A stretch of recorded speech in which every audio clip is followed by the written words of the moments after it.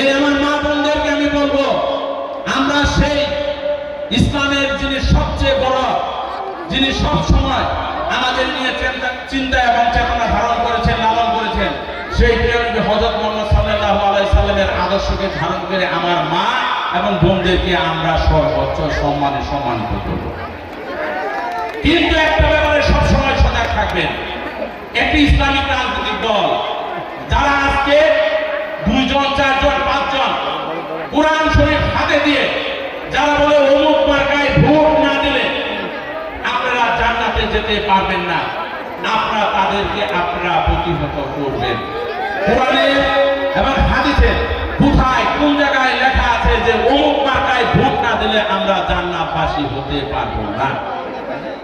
ওই যারা জান্নাতের টিকিট বিক্রি করে রাজনীতি করার চেষ্টা করতেছে তারা শুধুমাত্র এই দেশকে ছোট করতেছে না, তারা ইসলামকে বিকৃত করতেছে এবং ইসলামকে ছোট করতেছে। তাদেরকে আমরা আজকের এই নারী সমাবেশ থেকে আমরা ঘৃণা করে আমরা প্রত্যাখ্যান করছি এবং তাদেরকে আপনারা যারা নারী আছেন তাদেরকে অবশ্যই অবশ্যই আপনারা তাদেরকে প্রতিহত করবেন।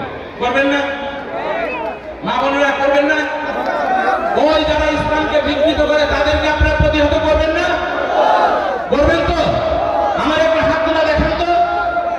ওই যারা ইসলামকে বিকৃত করছে, যারা জান্নাতের টিকিট বিক্রি করছে, যারা দলের নামে যারা ইসলামকে বিকশিত করার চেষ্টার পরিবর্তে বিকৃত করছে, আমরা তাদেরকে ঘৃণা করে আমরা প্রত্যাখ্যান করছি।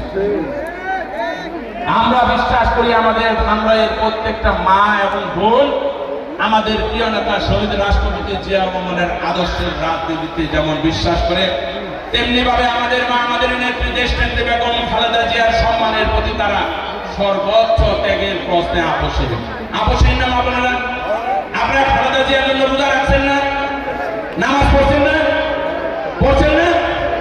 আপনারা যেমন খালেদা জিয়া যখন জেলে ছিল যেমন তার জন্য রোজা রেখেছেন, নামাজ পড়েছেন, তেমনি ভাবে বাংলাদেশের স্বাধীনতা, সার্বভৌমত্ব, গণতন্ত্রের প্রশ্নে আমরা যদি আগামীবার জাতীয়তাবাদী সরকার গঠন করতে না পারি, এই বাংলাদেশের স্বাধীনতা, সার্বভৌমত্ব, গণতন্ত্র কোনো কিছুই থাকবে না।